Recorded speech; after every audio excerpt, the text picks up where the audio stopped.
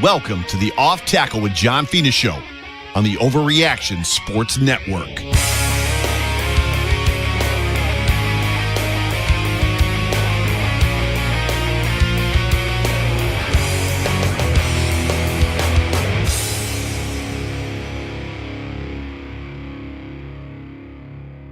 Welcome in, Bills Mafia. Welcome to the Sahlen's Off Tackle Show presented by FanDuel. And it's the Off Tackle Show with me, your host, John Fina.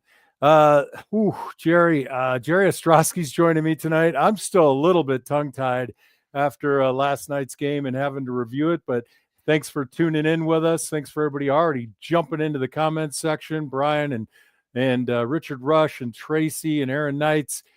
Jerry, it's just been a heck of a lot.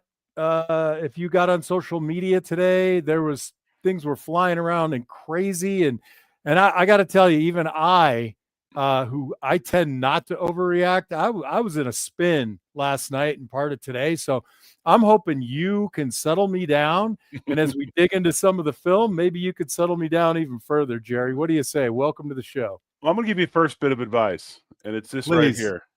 You see that? That's me logged off of Twitter. There's a log out button? I logged off of Twitter about halfway through the second quarter yesterday, and I have not been back on since because I knew what was going to happen.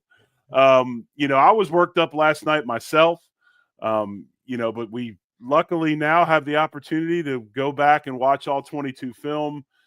I still don't feel great, but it gave me clarity and so of some different things and understanding that, this was across the board issues for a lot of people. This just wasn't, one specific group or two specific position groups. They're off schedule across the board, and we couldn't be luckier to have an off week when we do because they definitely need it. Yeah. It's interesting to me is this game's, looked so much like the New England game in the first half where the mistakes and the penalties were rampant. And it was just almost like, well, he made a mistake. Now I get my turn to make a mistake. And it sort of spiraled in the New England game. And it felt like, how are they going to dig their way out of it? And they never did, of course.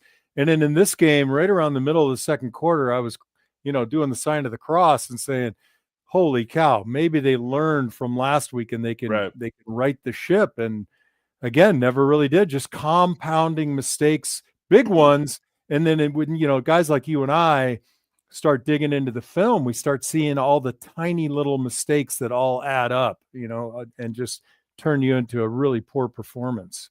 Well, you look at it and obviously the first half, the defense struggled as far as figuring out a way to defend the Falcons. The offense was having some issues, and you and I talk about it all the time. Offensively, this offense thrives off a running game. You've got to have a running game to do what Brady does. And in the first half, they found problems with it.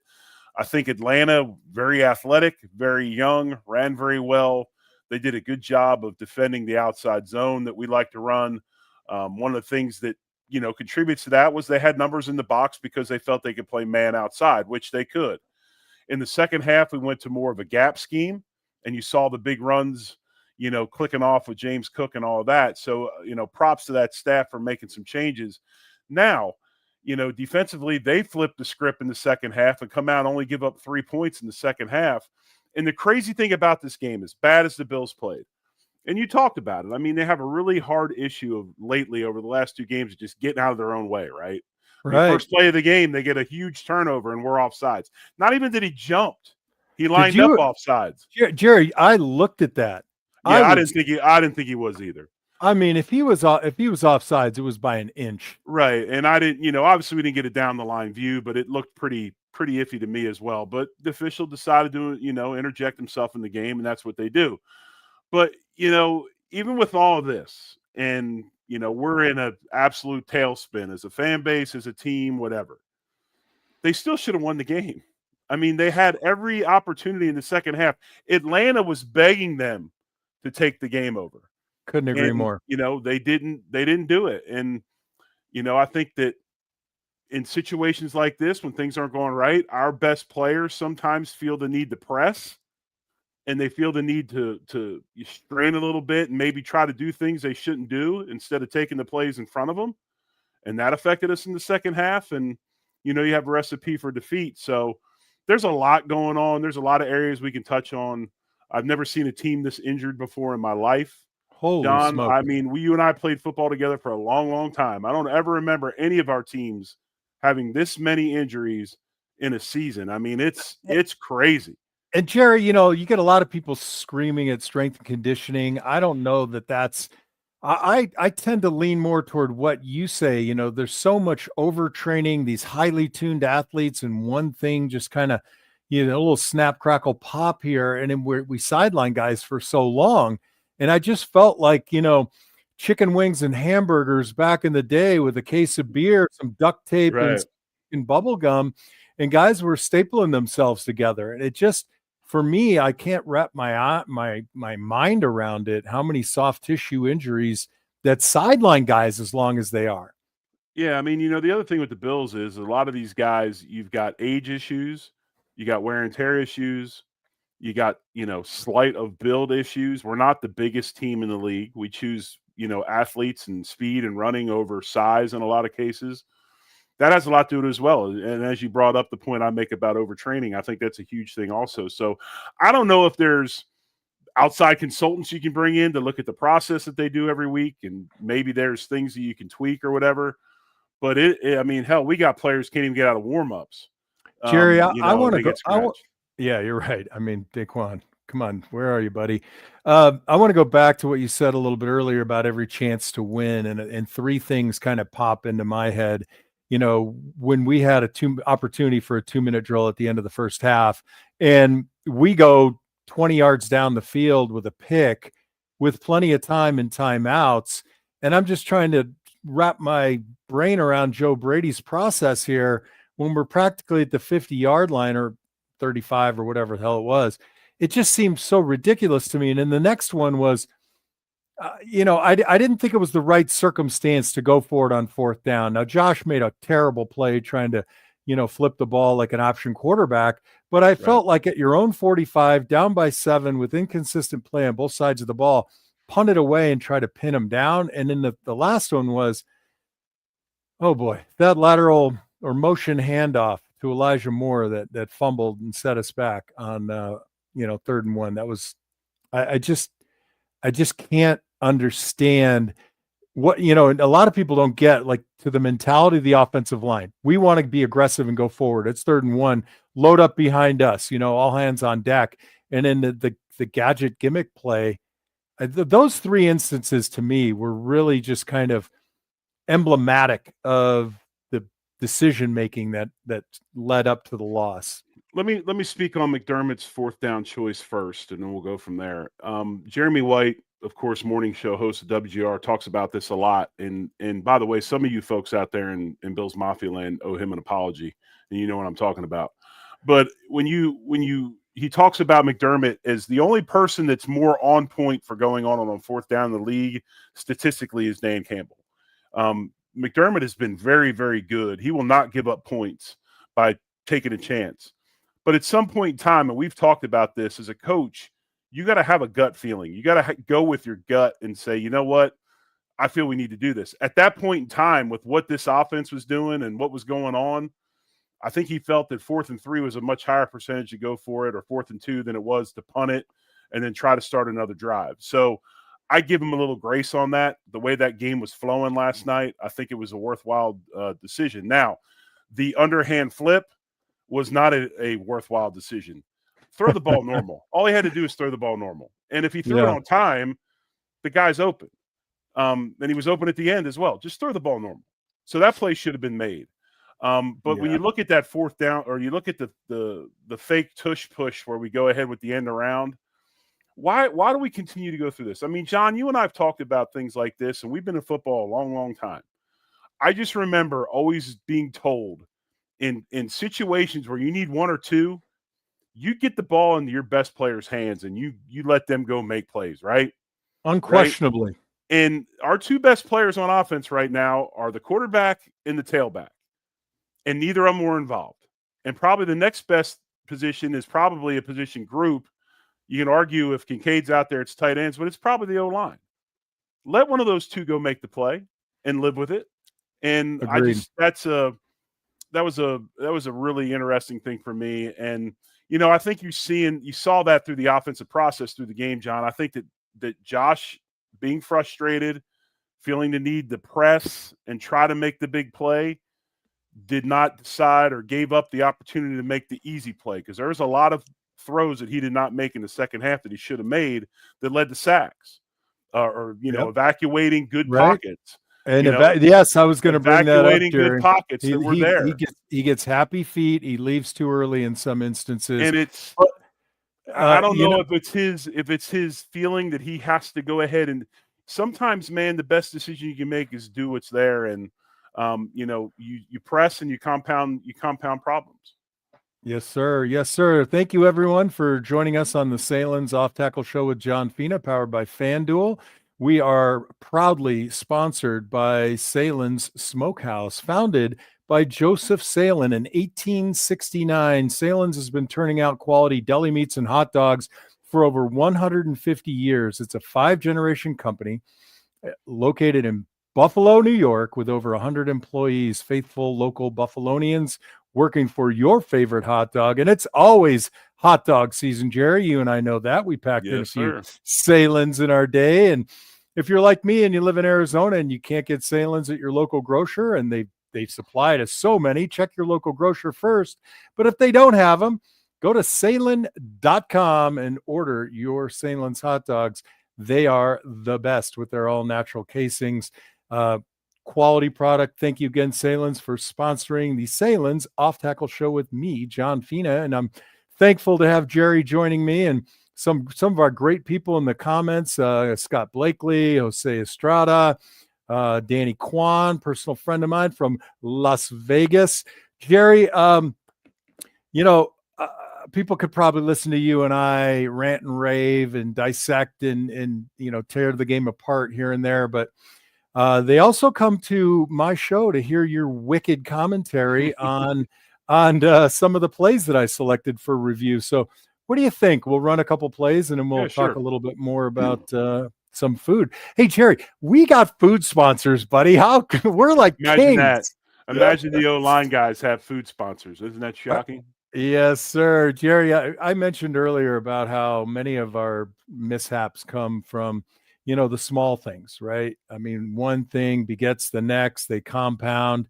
And I want you to keep your eyes on McGovern here. And it's a tiny little thing.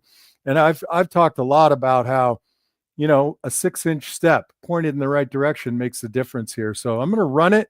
Watch McGovern and Edwards here. They're working a little bit of a combo, but keep your eyes on McGovern's left foot. It's really hard to pick up in this granular run here, but he points his left toe rather than, moves it upfield 6 inches and gets asses and elbows. So he ends up in kind of a turn position right there. You see it? Right. Right. So the next thing that happens, Jerry, is right here. So you look at his body position on a guy that's going to move across his face, and because he's pointed in that direction, tell our audience how hard to leverage that guy is. One of the hardest parts about a back block is that defensive lineman wants to work over the top. So you've got to make sure that you put your body in position to shut that move off. And when you don't gain a little bit of ground upfield, and the part about this that you need to understand is you can get some ground upfield I'm talking about with your left foot, because you have outside help. That little jab step upfield with your left foot helps shut that off if you guys have a double team, but it also puts your body in a position to be able to throw that right arm and stop this arm over. He doesn't get his body in proper position. They go ahead and arm over right away, and we get a negative play.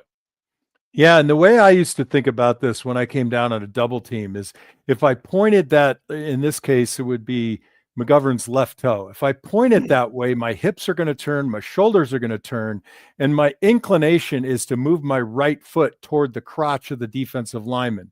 But if I can take that step, gain a little bit of ground, and keep my toe pointed down the hash mark, then when he makes that move, my hips are square, and I can drive my right foot upfield and be able to carry him over the top instead of lose him over the top like he does right here. Keep it right there, and that's go back a second and right there. Stop. That's the key right there. Both feet are close together. That's right. And the proper way to shut this block off is once you take that 6-inch jab, and it could be a little bit of a pick and point.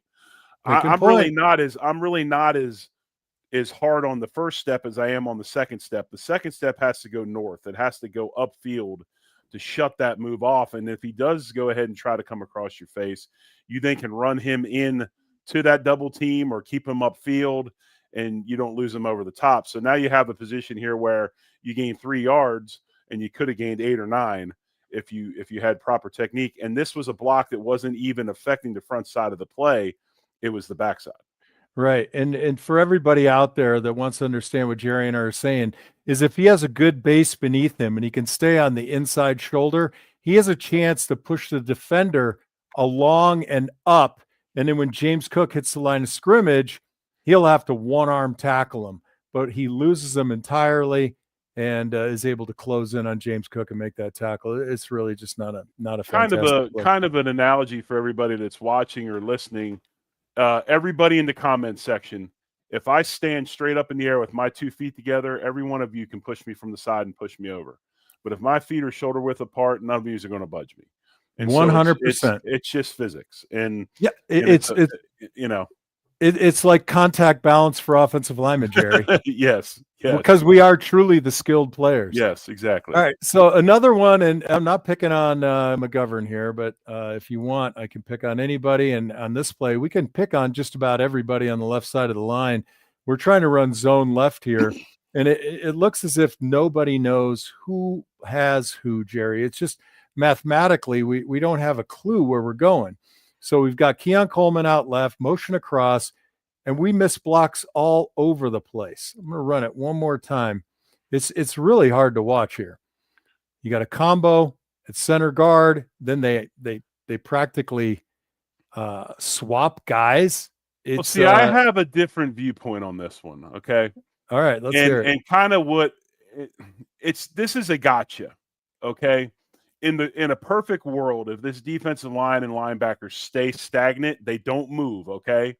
Now, the motion makes the linebackers shift over. For sure. Okay. But if you watch the way we run outside zone, the left guard and the center have the one technique to the linebacker that's over top of Dion Dawkins right now. Dion then, in tune, has a single block. The backside is correct. You got Spencer and you've got Osiris Torrance doubling to the guy that's on the hash mark. 100%. The problem is they know, and this is why we switched the gap scheme in the second half. They know how we run this. And you've got a left guard that has responsible for that linebacker, but he blitzes on the outside of Dion, and Dion's man slants across his face. And what that creates is a pick. So now Edwards can't get up to the second level because that guy's outside, and anything he tries to do, he gets picked by the down block of Edward or Dion of bringing his guy inside. So honestly, I don't know, John. I think it was the Colts we used to play that ran a bunch of run stunts. In a perfect world, if you foresaw this coming, you could call what they called big zone or big Fred or something like that. Yep. And Edwards and Dion would actually switch that off, and McGovern would be by himself, and that's how you would pick it up. But and that's where I would challenge you, Jerry, because with the motion and the linebackers moving over, I would think that at this point right now, Edwards and Dion have to see this guy moving over to his right, and in addition to McGovern seeing it, and he's got to know he's solo, and it's almost a wave by Edwards. I just think this is a poor job of recognition of the front moving. And even if they make the adjustment, I don't think we have much of a play here. But the end result is just absolutely, it looks horrible. Right. I mean, and if anything, what should have happened without a call, because I don't know what Aaron Cromer coaches them. I don't know if they have a 3-man zone call. I would imagine they probably don't. Okay, where they switch all that off. If anything, Edwards, by alignment of the linebacker, like you said, John, should have been going on a crazy angle up. And if anything, he should have been standing about where that linebacker is now, and that linebacker making the play in the backfield because there's no trade-off. I mean, to fall into this would have been crazy. Yeah. You know what I mean? Yeah. So either Edwards has to go super flat and get to Deion's hip, and he has to go to the outside shoulder, or Edwards has to go right now, and then McGovern pins him, and we might have some sort of a cutback. But see, John, when we would have done this, I would have never put my right hand on that guy that's on the center. Right. Because I'd have seen where the alignment was of the linebacker, and my path would have taken me to Deion's hip. That's right. And then I would have collisioned Deion's guy and tried to get Deion off.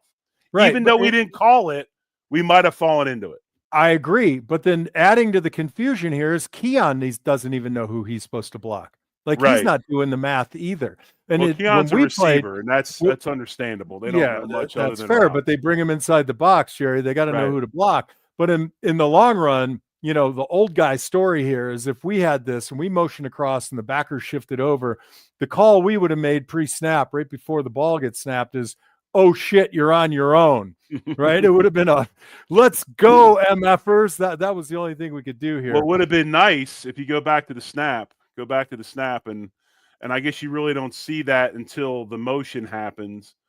But obviously you could have probably, you know, flipped it, and then you actually have numbers to the right side of the formation now because you've got 2 tight ends and 2 linemen plus a center. If you'd have Riverside-ed this, then you run to the right instead of the left, and you've got better numbers over there. So for our audience in the chat and listening this in their cars, Riverside means you get up, you call the play to the left, but the numbers tell you you're better off running it to the right. You come up, you call easy, settle everybody down, and you just say Riverside, and everybody knows it's the same damn play, but we're going to go the other direction because we got better numbers. Right. All right, Jerry, thanks for walking us through that one.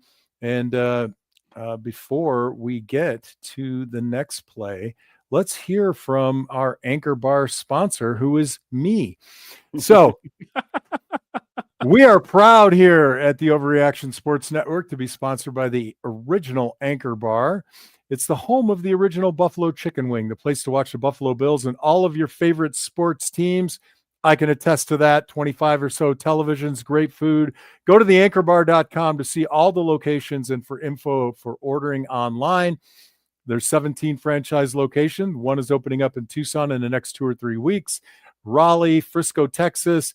They're just about everywhere. Anchor Bar Buffalo wings are fresh, never frozen, jumbo, high-quality wings. Our wings are deep-fried and sauced to your liking with over 24 varieties of sauces and dry rubs to choose from. Jerry, go to Anchor Bar. You're going to have a great time. Thank you, Anchor Bar, for sponsoring. I'm going to move into the next play. This is a successful play. Can't be harping on everything bad all the time, Jerry. People leave the podcast. So this was a wrinkle that came up in the second half. You and I talked about this earlier. You know, what adjustments could we make? So we come out in a fairly heavy set. And I'm going to run it through, Jerry, and you can, I'll run it back and we can make some commentary here. So we got kick out, wrap, and James Cook flying up the middle. One more time. So this is what we call gap scheme, and this is a power run. But the way why do we call it gap scheme, Jerry, for our attentive listeners? Because you're on and inside. You're basically blocking your man that's on the gap inside of you, whether he's lined up on the line of scrimmage or he's a linebacker. And what we do with this is a lot of people run power where they'll pull the guard and then they'll use one tight end. In our case, a lot of times, since we play multiple tight ends, we'll pull both tight ends and solidify that backside and make it a little bit easier. So in this case, we got, I believe that's Reggie Gilliam, and I believe it's also I don't know if that's Hawes or that is Dawson Knox. It's Hawes. And they are going to run the kick out and the wrap on the power. But the thing that this does, and the reason you run gap schemes, is when you have a fast defense that's shooting gaps and or blitzing, you now are gap sound in every gap. So the Bills made this adjustment. You get a hardcore double team on the front side, which is over the right hash mark between Dion and Edwards. And you kind of set that front. And it just makes things a lot easier. And Bills went to that in the second half. And if you've noticed, in the second half, Josh Allen was under center a lot. And why do you want to run under center a lot when you run gap scheme, John? You want to get the ball in the hands of the running back quickly. That too, and you also want to run play action off of it, which right. Play action is much better under center. Right, and you want to get them downhill. Jerry, the only coaching point I would make on this is probably the hardest block on the offensive line, and they're not hard blocks in particular on this play, is probably McGovern's block. And if Spencer Brown has the angle on the 5 technique, I don't mind having Torrance chip and sort of ace blocking to number 3 or number 55, wherever they're going. Just to solidify that. It's a great. Well, I think you got to look at numbers too, because let it run a little bit. So what you got is the end man on the line of scrimmage does kind of an arc release. And what that is he's kind of giving the illusion that he's blocking the end, but he's not. So he'll actually arc to, there's a guy you can't see on the right side of the screen that he's going to release to. You always count 1, 2. So the first 2 guys, the end man on the line of scrimmage and the first linebacker from the end of the line, they're going to get trapped. All right. So they're handled by the trappers. Dion and Edwards will double team to 55. McGovern is back here. And since we're not pulling Osiris Torrance, that gives you a better opportunity to solidify this backside B gap and eliminate run throughs. Yeah. The other way to do this would be leave Knox on number 11 at the end man on the line of scrimmage, and then double with McGovern. But I like what they do with Spencer and let him squeeze hinge that, where the squeeze sets 96, where Osiris can take him over. They get an angle with Knox on a small guy up, and then Spencer can clean up the backside on the hinge. Nicely done, Jerry. Next play, inside. What did I call this? Inside zone. Simple enough. And this is, again, Jerry and I talking about earlier about, they're good football players up front at Atlanta, but they're not huge space takers. So we want to bring the power to them. We want to make them play big boy football inside. The shameful part about it is it took us too long to get there, right? It's too long to establish James Cook. This is inside zone. You're going to get a double team with Dion and Edwards, and you're going to get a backside double team with the center and right guard Torrance. And all we're really trying to do right here is double up, find the free guy, and whomever side the free guy is on, then you scrape off and pick him up. So in this example, defensive tackles on Edwards, Dion's closing in on him. They're going to duo up to 0, and whichever side 0 goes, that particular lineman will rub off and pick him up. Yeah, and the thing that the Bills mess around with is what they're doing on the front side of this play with Shavers and I guess that would be Jackson Hawes. And they're actually doing what they call a fold technique, where the tight end blocks 27 out, and then he folds underneath and leads on number 20. So it's almost like duo lead, but instead of a traditional fullback, you're using a wide receiver. And this was, again, another play that worked real well because you got a hat on a hat. Everybody's accounted for. It's a version of ISO without having Reggie Gilliam in the game. Exactly. So you're substituting Shavers, and you can do that because from this set, they're in nickel, and 20 is a safety or a nickel corner, and he's not a big linebacker. So you can run Shavers up on him, and Shavers does a terrific job here. He engages the block, and then James Cook is able to find a gap or a seam. And, when he does that, when he gets skinny and gets through and keeps his legs moving, we usually get good results. We just didn't get to it quickly enough. Wouldn't you agree? Oh, I believe so. And, Atlanta did a lot of things to give us some issues.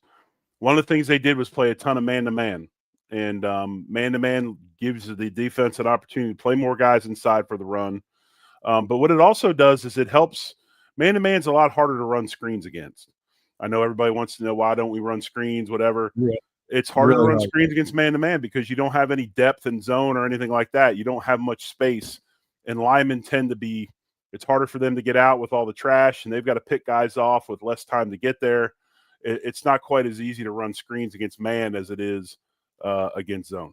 So, Bobby, I know you're in the comments and asking about that, and Jerry picked up on it. When you're in zone, typically the edge defenders, the cornerbacks, are playing with a bit of a cushion, whether it's 5 to 10 yard cushion. But when you're in man, those guys are locked up on the line of scrimmage. So you really don't have the time for the screen to develop.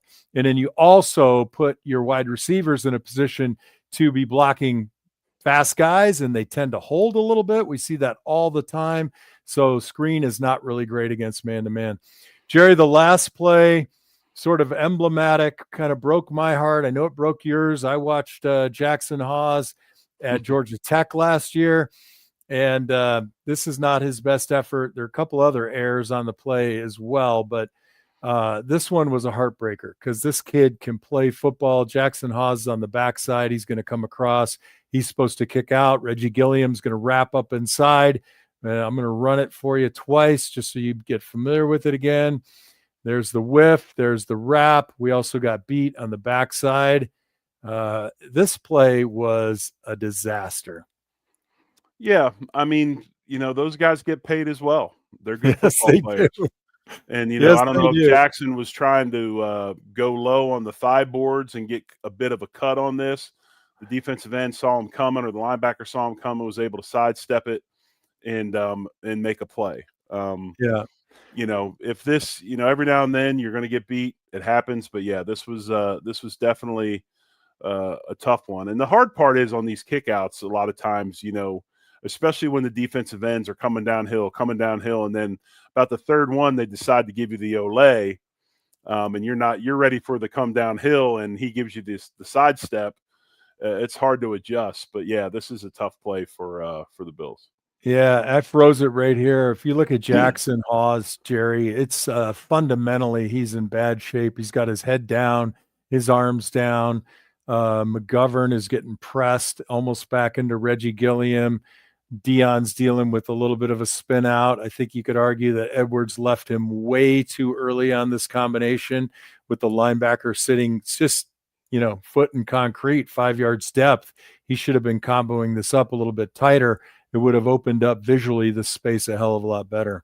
Yeah, we do that quite a bit. I think that's kind of a byproduct of the fact that we run so much outside zone and we don't really run a ton of true double teams. That's why I thought it was good for the Bills in the second half that they did have success running that duo scheme, because that's not something that we do very much. I mean, we're much more comfortable running the almost avoid outside zone as opposed to the pure double team stuff inside. So, it would make sense why you might, leave a little bit early. You're still got outside zone in your mind, but I agree with you. Edwards should have hung on that double team a lot longer. Yeah, Jerry, thanks for breaking down the plays with me, and appreciate you all coming to the Sahlen's Off Tackle Show with John Fina, sponsored by, presented by FanDuel. Tough one, Jerry. And, we talked a little earlier about, thank God it's a bye week. Real quick, we're getting close on time here. If you're McDermott and Bean all wrapped up into one wrapper and add Joe Brady and Babbage to that, Jerry, give me 2 or 3 things that you're going to want to focus on. I know everybody's talking about personnel changes. I don't know how realistic that is, going and finding somebody right now, but where do you start? I think if I have a little bit of time to talk through this, I think personnel changes are a little bit tricky. I think that if you're going to try to go get somebody, maybe a receiver, but you don't want to go ahead and you have to look at the cornerback situation. And you got Hairston, who I would imagine his window will get open this week to come back. You got him and you got Dorian Strong. I know they're both hurt, but you don't want to bring somebody in just for a half a season. You'd like to make a trade. You have somebody around for a little bit longer. So if you make a move in the secondary, maybe that's at safety, because Cole Bishop is getting better and he's got ability. Rapp is not playing anywhere near the player that he was last year. I mean, that's the one difference I really see in that defensive backfield is Rapp's play. So maybe there, but it's hard just to go get a guy. If I'm the coaching staff, one of the things I do, and really this is team wide, coaching staff and players, you got to have this next 2 weeks, you got to be truthful with yourself and you got to be honest with yourself, because the thing that you got to do is you understand what you have issues with, you understand what you got to work on, and you got to be honest with yourself to accept it and do it. It's pretty much that simple. And you're going to see the coaching staff do that as well. Will there be any changes there? I don't know. Has McDermott decided that he needs to call plays? Everybody wants to run Bobby Babbage off. he has not had a full defense since 21, I don't believe. And the last 2 games. In the last Under 2 games. 25 So points. it's really hard for and me, under 25 points, Jerry. Right. It's really hard for me to sit here and try to justify anything there when he has no – do you understand how many players we have injured?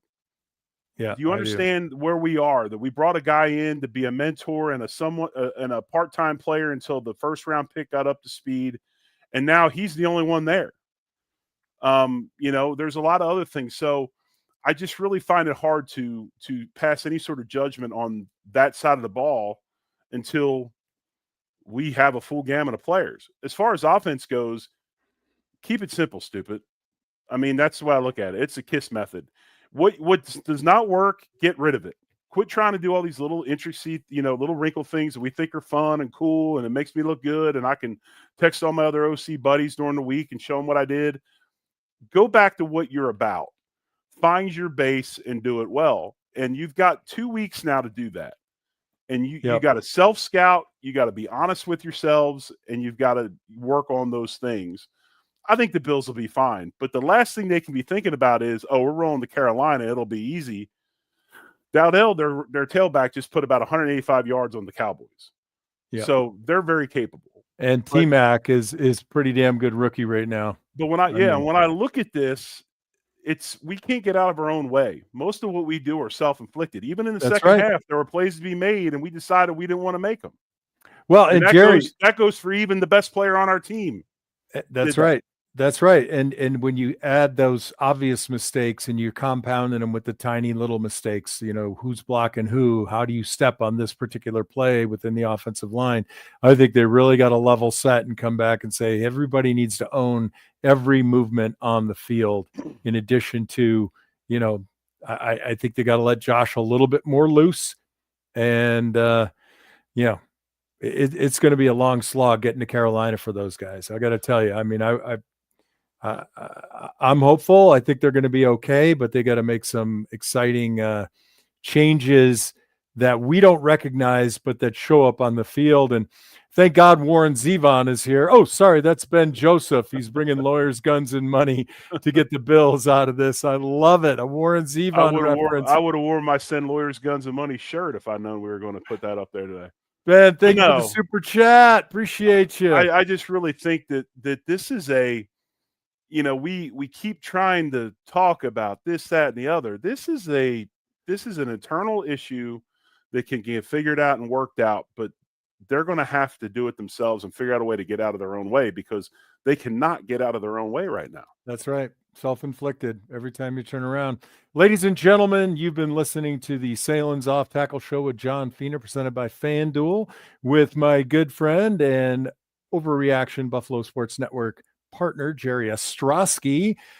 Jerry, everybody knows where to find you, but tell everybody what's up with the network and the shows you're doing and things like that. So myself and Sig Fergassi will be on tomorrow night. It's at 8 o'clock Eastern, 7 Central, with 7 days to Sunday. We'll break down this game. We'll talk about the All-22. I'll give my 3 tips or 3 keys to what I think the Bills need to do throughout this bye week to get ready for the Carolina game. And we throw in a couple other things here and there, talk about the AFC East and such. But mainly we'll be talking about this Atlanta game, just kind of the state of the team and what do we think is important going through this bye week. So we'll get into that. And then, of course, we've got, the other shows, Dan Freddy, Mafia Bets. We've got what's our show with Anthony called? The Walkthrough. The Walkthrough with Anthony Marino. He'll be on. Of course, I don't think there's any on the beat this week, is there? I don't think there is. Tuesday night, so we're out. But anyway, everything you need right here on the Overreaction Buffalo Sports Network. We appreciate everybody tuning in. We don't take it for granted. As always, hit the like, subscribe, and review. Tell your friends. We enjoy bringing it to you, and we're very happy that you show up and watch what we're doing. All right. So for me, for Jerry, for the entire network, for our wonderful fans downloading and in the comments right now, I would say go Bills. Much love. Go Bills. Yeah. You know what, John? Jerry, you got to end it. I know. It's ended.